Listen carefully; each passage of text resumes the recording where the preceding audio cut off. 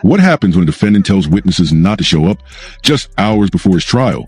In the case of Stephen Estrada, that question... Whoa, did you catch that? A defendant accused of telling witnesses not to show up hours before trial. That's like trying to cancel the game right before kickoff. Question for you. If no subpoena was served, is it really illegal to tell someone not to come? Let me know your thoughts in the comments. Next, just set off a courtroom firestorm. With new evidence dropping at the last minute, a determined defense attorney, and a judge who's not backing down, this case just exploded. And I'm sorry, I don't know if it's common law wife, girlfriend, I'm unclear in the status, but significant other. I know you don't like the word baby mama, and I don't think it's the baby mama, so I'm not going to say that. Well, if a person has not been subpoenaed, the law allows you to tell them you don't have to show up? No, not you don't have to show up, but tell them not to show up. That's what the allegation is, that he told a witness not to show up, not that you don't have to show up. Texas versus Stephen Anthony Estrada. Can I have parties announced for the record for the state? Texas. Defense? Eddie Brovinick for the defense. All right, this is scheduled for jury trial today. Defense, you're asking for a continuance? I am. Your Honor, as you might have noted, starting about 2 weeks ago, I came by the court, sent the court emails, sent the prosecutor emails asking which case we were going to be trying. Reason for that is I wanted to be prepared for today. As I've told the court before, there's no on time, there's either ahead of time or behind time. This particular case, when I say it's an identification case, what I mean is that there's no question that Mr. Estrada's co-defendant is the person in the video. Everyone can tell that. Notice how the defense is already laying out the core argument. Mistaken identity. It's a classic move in cases with masked suspects and shaky eyewitness accounts. But is recognizing someone's eyes really strong enough ID evidence? The people that are identifying Mr. Estrada as being a co-defendant, because there's a mask worn, are two people. In this particular case, and the reason that on 13 they're trying to go forward, there's a clerk, I believe, that says they recognize his eyes. Pretty weak identification. But then there's a stronger identification. And the stronger identification is, and I'm sorry, I don't know if it's common law wife, girlfriend, I'm unclear in the status, but significant other. I know you don't like the word baby mama, and I don't think it's the baby mama, so I'm not going to say that. You mean the mother of his child? Correct, yes. And I've heard you say that before, and I agree with that. I think it's disrespectful too. So when I say that this case is triable, it's triable on an identity theory. Because of that, our defensive, and I hate giving a defensive strategy, but I have to explain why I need a continuance. Our defensive strategy essentially is that it's not Mr. Estrada. That if his girlfriend comes in and says it's not him or a significant other, whatever it is, we have a fairly weak identification. There's no fingerprints, there's no other information. So the defensive theory is that it's co-defendant's friend, brother, brother-in-law, guy he met somewhere. In other words, this is completely a blame the co-defendant. I don't so much mind saying this is fairly obvious. So I prepared for trial. I have in my pocket a thumb drive with all the information that I have completely reviewed to be prepared to go in front of you today. So two things have happened. The first thing, you've already heard about it, and I'll take last. But the second one is I'm now told that there's some discovery that is being uploaded today. I prepare ahead of time. I am sure that for the state, this discovery is not important. It doesn't go to their theory of the case. Of course, it goes to Mr. Estrada's right to have an effective defense. I do prepare. I want to look at the discovery. I don't know what it is. And I'm not asking for an inordinate amount of time. You bring me back 2, 3, 4 weeks, I'll be ready. I see you shake your head no. No, not 2, 3, 4 weeks. Oh, okay. But what I'm telling you is that I may be, and if you say next week, that's fine too. It isn't a question. I want to do the right thing the right way. I want to look at the discovery and judge if it does. Okay, pause for a second. The defense says Estrada told people, don't show up on that murder. Hey, even if this is a robbery case, that sounds messy. Could this statement hurt him even if it's about another case? That's what the judge is about to dig into.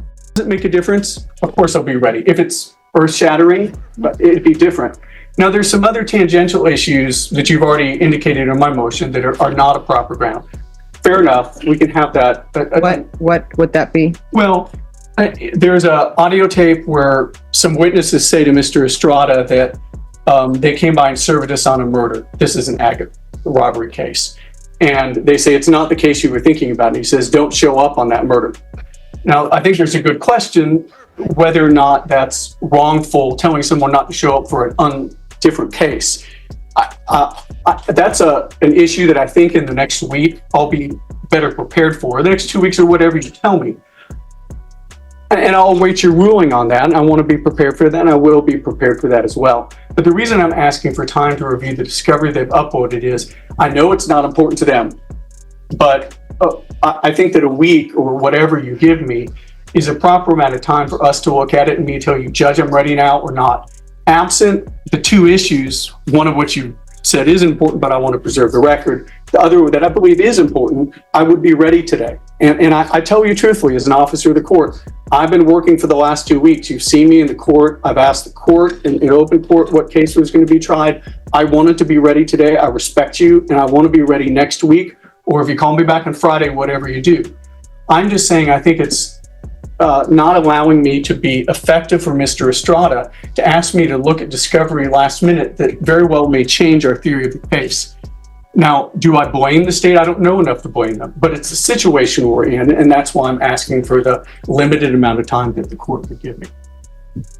Judge, I'll address the forfeiture by wrongdoing first. So, Judge, they do talk about a murder case. My understanding is that our investigator did slip of the tongue because there was another murder case on the docket that he did mention murder.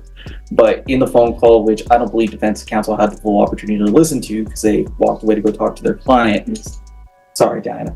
That he mentions, regardless, I'm going to get 25. Don't show up. If you guys show up, they can prove my case.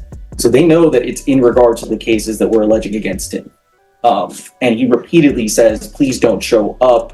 He talks about the consequences of if they do show up and present testimony in this case, and they aren't here. They were served yesterday. They were served yesterday and were given notice to be here.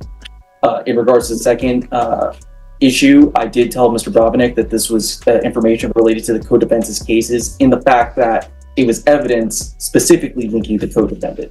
I don't believe Mr. Estrada gets brought up in these other cases.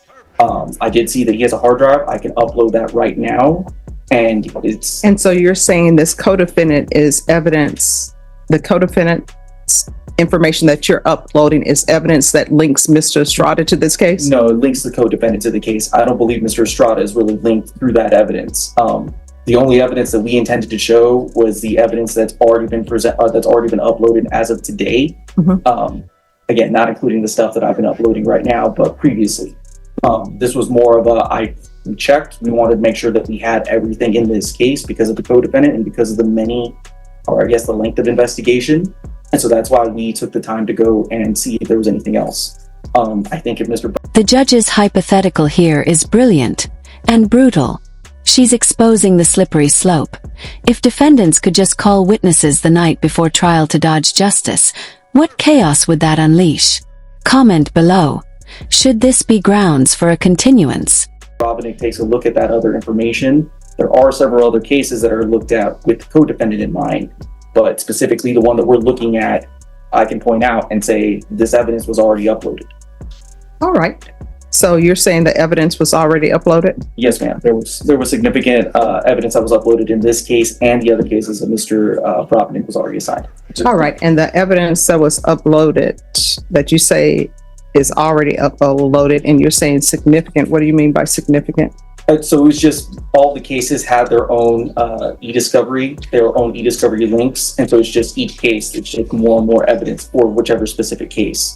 But when linked together, the evidence that was previously uploaded, that's our case. We're not going into the new stuff. I'm not going to present any of the evidence that was uploaded later. So the evidence that you're saying was uploaded, has he already had access to it? Yes, ma'am. I don't know if I have or not. What I do know is that I am now being placed in a position where I haven't looked at what they're saying. It isn't whether they're going to present it, it's whether it's material to our defense. And I don't know, Judge, but what I do know is that I prepared by uploading each and everything in the case to this drive. And when there's additional information, I'm very concerned about going forward. It's the whole reason that we signed those discovery acknowledgements, which I cannot sign today. But what he's saying is that it's already been uploaded, and it wasn't just uploaded today, that you already have it. Well, everything that is on this drive is what has been uploaded in this case, and I am on notice that we are trying today.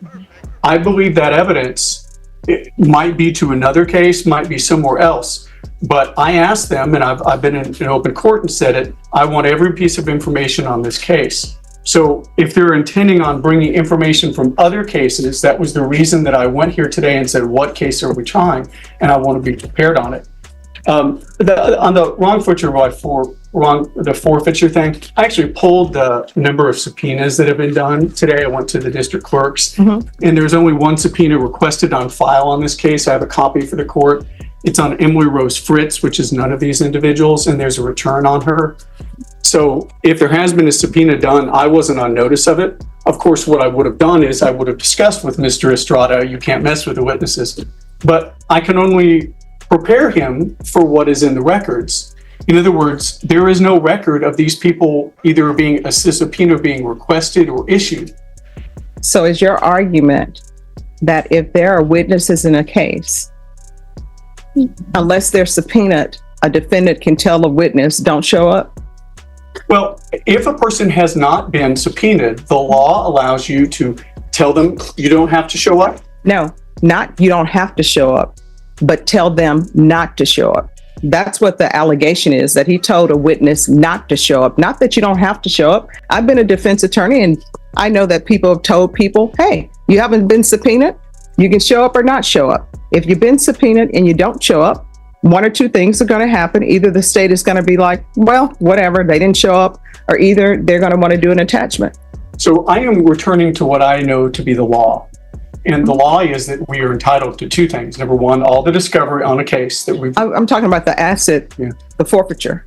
So the forfeiture by wrongdoing, I do not know whether, because I have a case here, that the standard is that it has to... Here's where the real legal tension crackles.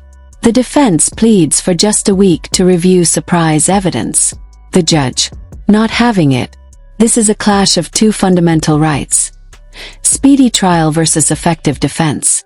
Which would you prioritize? Be wrongful, right? And so the question is it wrongful? Well, the question is it wrongful to tell somebody that they don't have to, that they don't show up to court? Is that wrongful to tell somebody, do not show up to court? If you show up to court, then I'm looking at 25 years. Is that wrong to do? I believe that is the question. If that is in fact what it said, which of course is the real problem we have here. So what I don't like to do is I don't like to be at the last minute. They're saying it's in some other discovery. I don't know that. No. I want to talk about this forfeiture by wrongdoing. That's what I want to talk about. Yes, ma'am. So let's figure that out, and then we'll come back to this discovery issue. Okay. So that's my question. So basically, and I don't know if this is your argument or not. So are you saying that if there's somebody in custody or not in custody on bond, well, no, let's say they're in custody, that you get out of a trial, all they have to do is, if your trial is on, let's say, hypothetically, February 6th, you can call somebody on February 5th and tell them not to show. And then the defense attorney can say, excuse me, I need more time. I'm just learning about this. And then let's say hypothetically that person gets a continuance, and their continuance is, let's say it's for March 12th or whatever. I'm just doing a date. And so that defendant knows their court date, their trial is set for March 12th. So they say, you know what? Let me make a phone call. And they make a phone call on March 11th, telling somebody not to show up for court, because if you show up for court, things are not going to go well for me. And then the defense attorney can come in and say, hey, I just learned about this last night. So are we going to do a situation, hypothetically, where defendants are allowed to call people the night before their trial, tell them not to show up for trial, and then everybody gets a continuance because I'm just learning that they told somebody not to show up for trial? And these are just questions I have, Mr. Estrada, and these are hypothetical questions. I'm not saying you did that. I don't know. No evidence has been presented of me, but I'm just trying to figure out everybody's legal thoughts on certain situations. Judge, I started out a long time ago thinking I knew everything about the law. I have been dispossessed about that idea. Oh, me too. The answer is I don't know. Mhm. And when I say I don't know, I'm being straightforward and honest with you. I do not know the status of the law. I do not know the status of the subpoenas. I don't know this issue. And this issue popped up at the last moment. And it did pop up at the last moment. Well, Mr. Brobenick, not to interrupt, but I will tell you, I know the law on that unless it's changed. And you know why I know the law on that? Because when I was a prosecutor, and Ms. Ferguson will tell you, on family violence cases, you would think you have a witness, they've been subpoenaed, then all of a sudden they don't show up. You check jail calls, and the night before, whoever the defendant is has called that person and said, do not show up to court. If you don't show up to court, they're going to have to dismiss the case. And you know what I would do? I would play the DVD in court and say, here's your motion. I'm doing an affidavit. I'm doing a forfeiture.